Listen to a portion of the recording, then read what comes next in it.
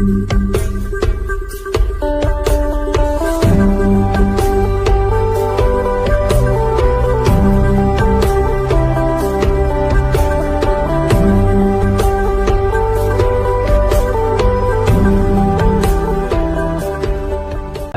Yohanes 1 ayat yang keempat sampai dengan ayat yang ke-9.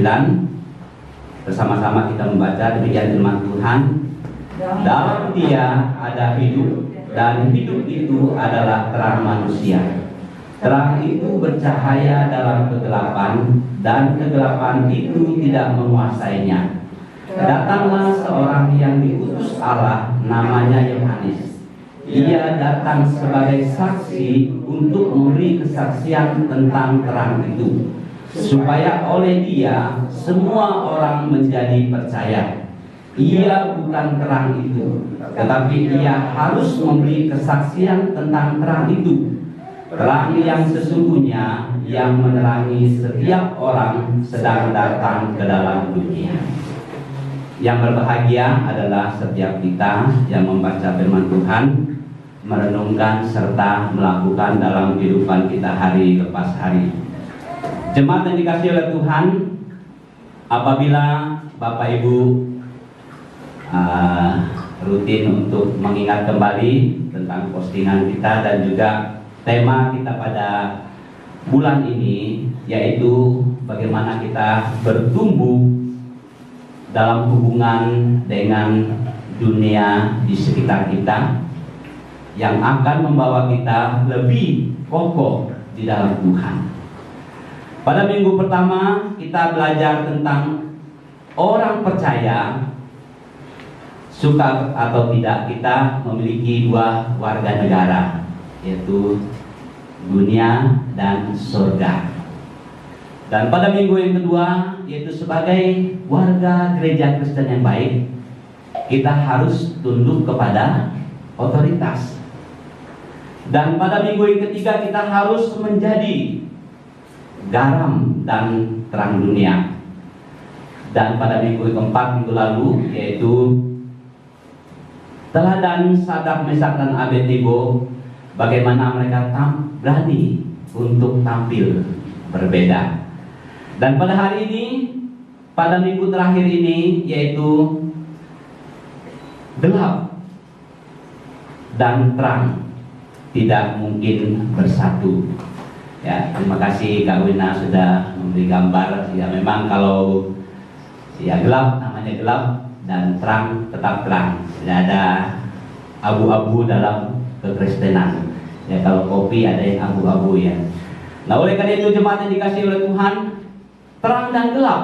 Kita membaca nas pembimbing 2 Korintus 6 ayat 14.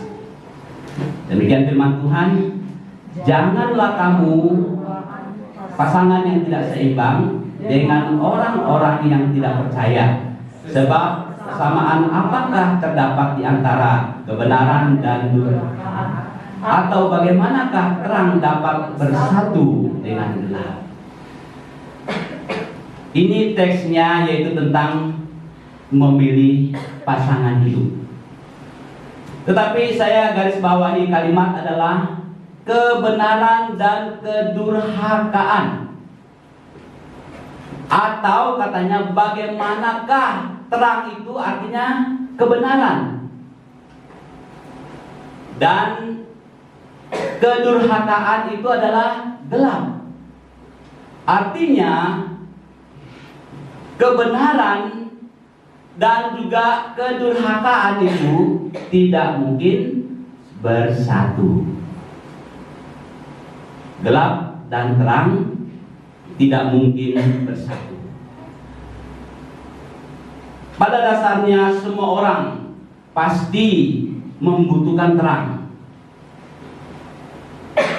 Dapatkah Anda membaca dan melihat sesuatu di dalam kegelapan? Kalau kita perhatikan di sini, di gambar ini, sepertinya ada dua kekuatan yang saling berlawanan, yaitu terang dan gelap sama-sama kuat sepertinya. Tetapi kalau saudara sadari bahwa yang lebih kuat itu adalah terang.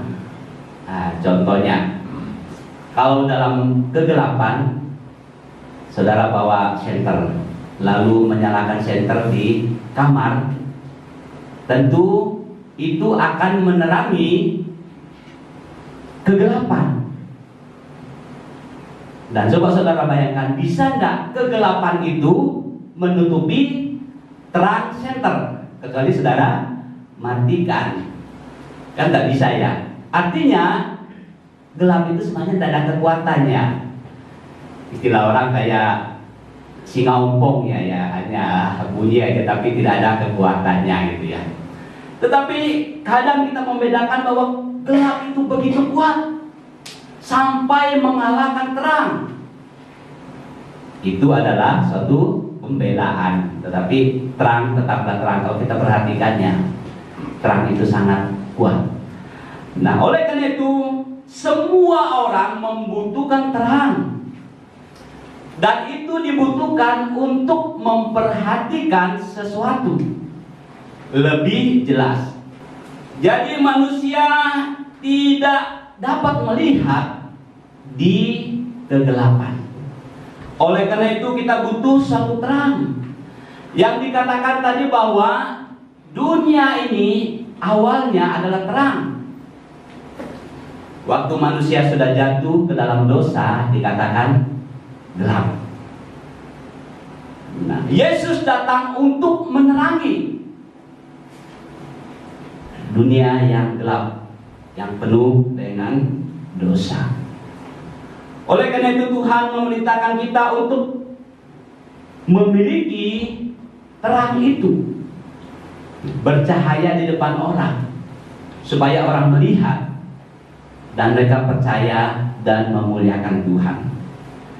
Sebagai orang Kristen kita tidak perlu protes. Kenapa? Memang Tuhan katakan kamu bercahaya di depan dan dilihat orang.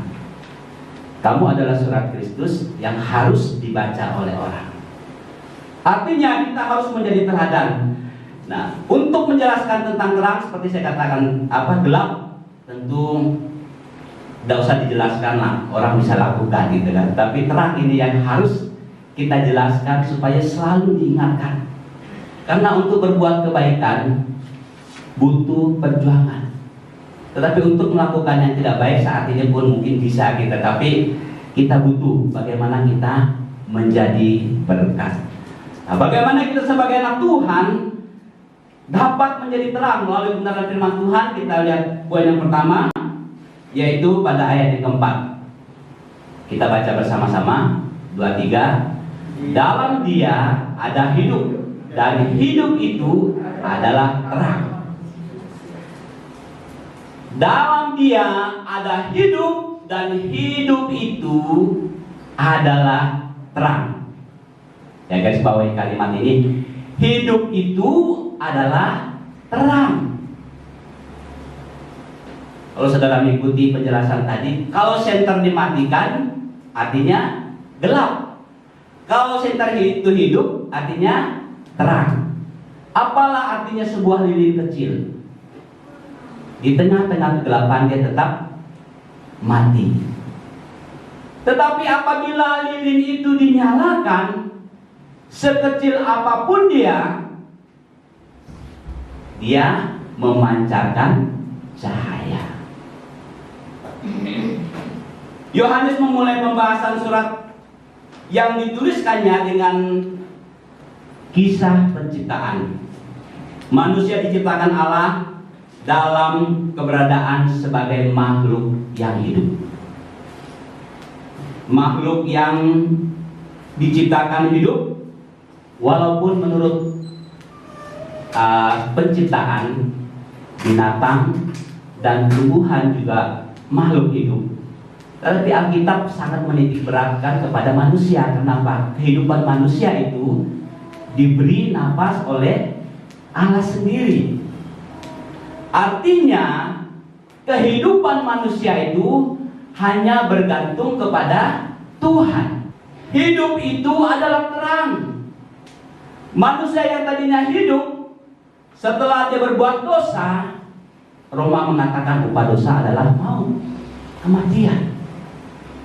Dan manusia tidak memiliki hidup lagi. Semua kehidupannya berdampak kepada kegelapan.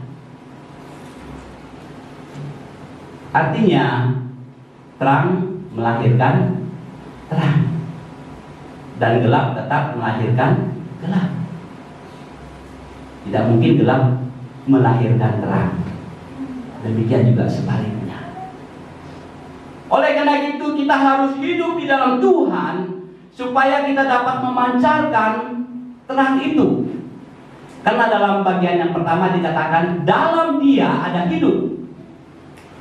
Artinya supaya kita memiliki terang itu dan memiliki hidup, kita harus ada di dalam Tuhan untuk menerangi dunia di sekitar kita. Kita butuh Tuhan. Kita percaya bahwa Dia akan memberi kita hidup. Yohanes memaparkan hal Allah yang mengaruniakan hidup kekal kepada manusia berdosa melalui kematiannya, sehingga barang siapa yang beriman, barang siapa yang percaya, di dalam Tuhan ada hidup. Ada amin. Itu adalah kehidupan kita. Percaya kepada Tuhan, kita pasti hidup. Dan saat kita memiliki hidup, maka kita memiliki terang. Coba saudara bayangkan lilin katanya saya terang-terang, tapi kalau tidak dinyalakan hanya mengaku terang. Tetapi apabila dia dinyalakan, sekecil apapun cahayanya tetap namanya terang. Yang ada adalah mungkin orang katakan redup, tetapi ya tetap terang juga. Dan yang kedua, kita baca ayat yang kelima. Demikian firman Tuhan, terang itu bercahaya dalam kegelapan, dan kegelapan itu tidak menguasainya. Terang itu bercahaya dalam kegelapan. Artinya terang itu dibutuhkan di kegelapan. Saya pernah sampaikan bahwa kalau kita bercahaya menerangi gereja ini, itu saya katakan itu pemborosan gitu ya. Kenapa? Ya kita anak terang di sini. Yang dibutuhkan itu adalah seperti nyanyi sekolah minggu ya. Terang di rumah, terang di sekolah, terang di gereja, kemanapun ku pergi. Ya itu yang penting. Bukan terang di gereja, haleluya, di sini di rumah haleluya.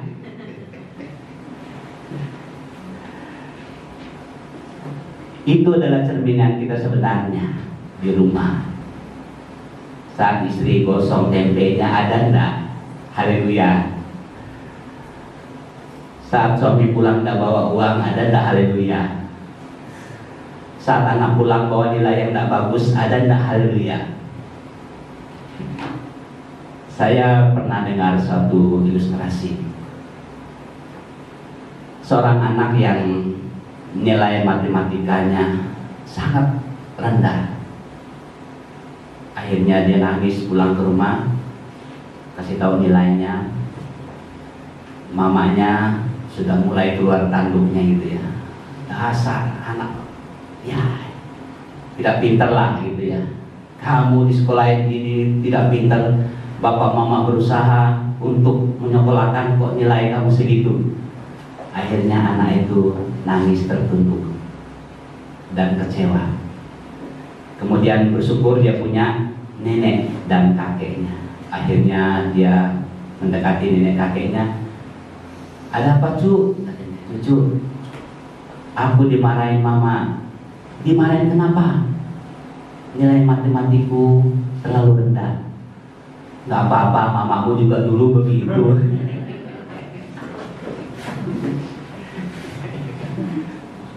Artinya kadang-kadang kita lupa bahwa dia dari mana ya. Kalau nggak bisa ya berkacalah dari diri. Jangan salahin gurunya. Dasar gurunya tidak bisa ngajar anak saya. Di rumah bagaimana kita? Artinya terang di rumah itu sangat penting. Coba kita hargai anakku hebat, yang walaupun matematikanya tidak bisa, yang penting bisa menghasilkan uang gitu ya. Kita harus menjadi terang. Orang yang beriman kepada Yesus mendapat jaminan kehidupan kekal. Mereka memiliki terang ilahi yang dianugerahkan Tuhan agar menerangi dunia ini dengan terangnya yang sejati, yaitu dengan terangnya yang sejati, dengan terangnya Tuhan. Kita sebagai umat Tuhan, kita harus menjadi terang. Pada saat di tengah kegelapan, sebenarnya disitulah terang kita dibutuhkan. Justru terkadang kita mencari posisi aman, kita katakan, oh tak apa-apa lah, tidak apa-apa, tidak apa-apa. Nanti juga saya ke gereja, saya berdoa minta ampun dengan Tuhan. Coba kita bayangkan dari khotbah minggu lalu, bagaimana Sadrak, Mesak, dan Abednego mereka berani tampil, iman mereka sungguh-sungguh kepada Tuhan. Apapun yang terjadi, mereka tidak pernah meninggalkan Tuhan. Mereka tetap menerangi dunia di sekitar mereka. Dan akhirnya apa yang terjadi?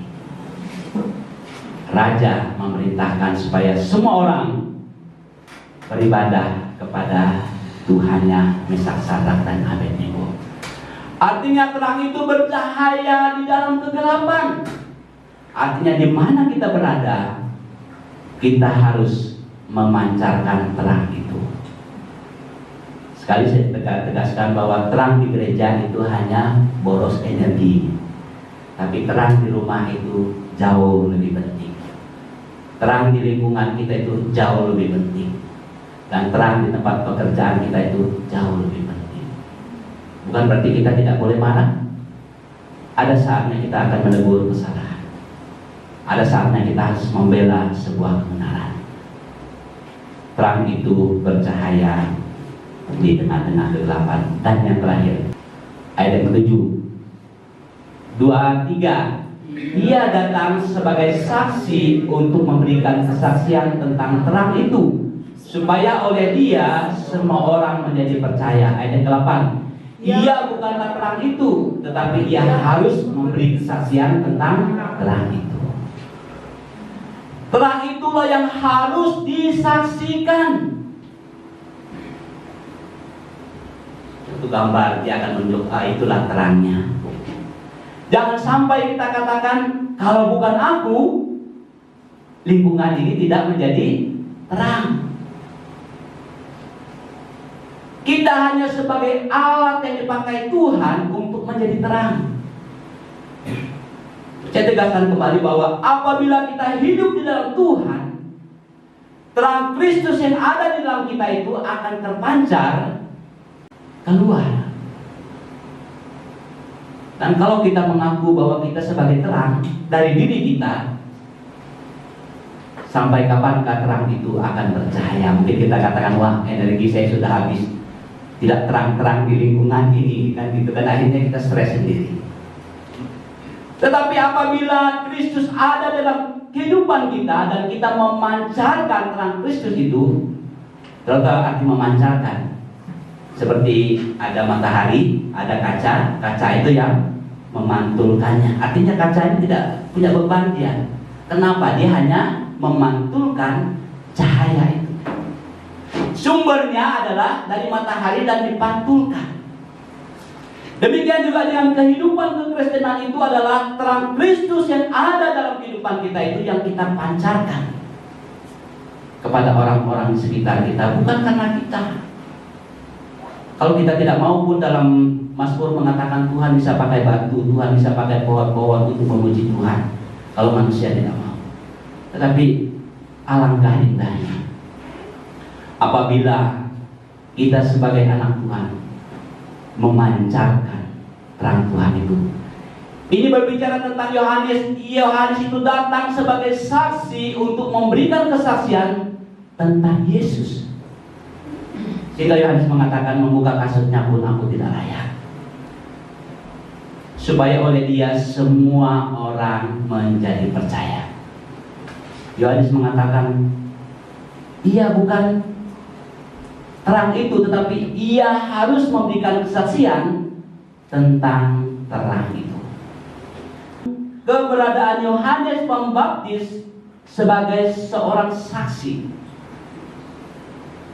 Yohanes itu hanya sebagai saksi.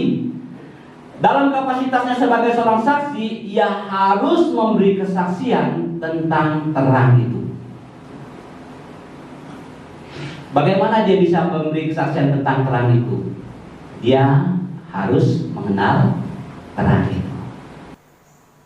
Bayangkan kita sedang berada dalam ruangan gelap. Kemudian Anda mengeluarkan sebatang lilin kecil dan membakarnya. Cahaya terang lilin itu akan memenuhi ruangan yang gelap. Ini Anda membawa lilin, saudara menyalakannya di tengah-tengah kegelapan, dan cahaya itu akan menerangi kegelapan. Lalu saya juga mengeluarkan lilin dan membakarnya. Ruangan gelap tadi makin bertambah terang. Amin. Dari gelap dia makin bertambah terang. Ketika orang lain juga melakukan hal yang sama, kegelapan tidak akan bisa menguasainya lagi. Semakin terang dan semakin terang. Demikianlah sesungguhnya maksud Tuhan menempatkan kita di dunia yang gelap ini, yaitu agar terang Allah bercahaya, sehingga mereka mempermuliakan Allah, Sang terang yang sejati itu. Terangilah dunia ini dengan terang Kristus yang sejati. Karena saya tadi katakan bahwa terang akan melahirkan terang, dan gelap melahirkan gelap. Oleh karena itu, biarlah terang Kristus bercahaya dalam kehidupan kita.